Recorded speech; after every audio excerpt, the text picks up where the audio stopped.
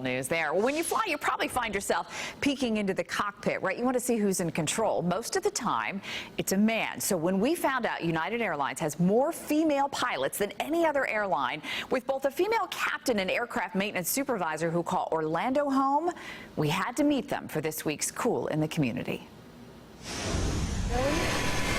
I like the technology. Pam Perdue has been flying for 27 years, starting with pilot training at a flight school in Sanford and inspired by her dad, John, who was a commercial pilot for Delta. Growing up, there were other dads who were pilots, but he was one of the few dads who was reaching out to all the young girls saying, you should be a pilot, you should be a pilot. I was a tomboy. I enjoyed sports. I liked math and science, and I liked things that were hands-on.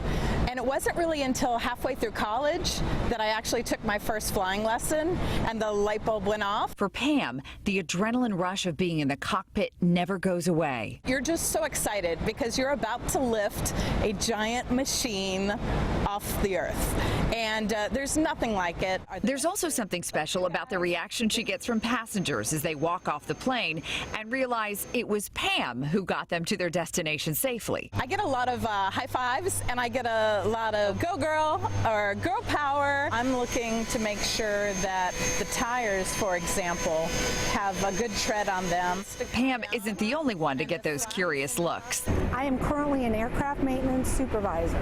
Laura Spoler is one of only a handful of women to hold that title at United Airlines. She's also the president of Central Florida Women in Aviation and a founding member of Chicks Fix, the only all-female aircraft maintenance technician team. This group of lady techs competed against 84 other teams last year and came in 9th overall. Laura says one of the biggest misconceptions is the job is too physically demanding for a woman. Like when you're changing a tire, I mean, yeah, the tires are huge, but we have tools that help us with that.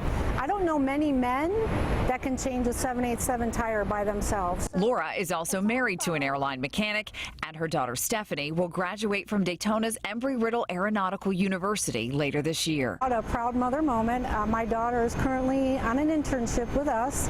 She's an aerospace engineer. Adjusting the wings of today's young people and turning them on to a career in aviation is something both Laura and Pam take seriously. The biggest thing I tell them is do not let anybody tell you you can't do something. You can do it. Set your mind to it. Be determined.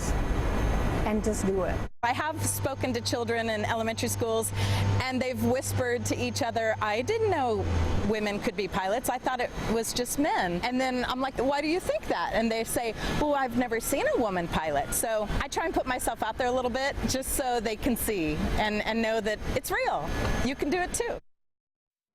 These ladies are so amazing. United has more female pilots than any other airline. They have nearly 1,000.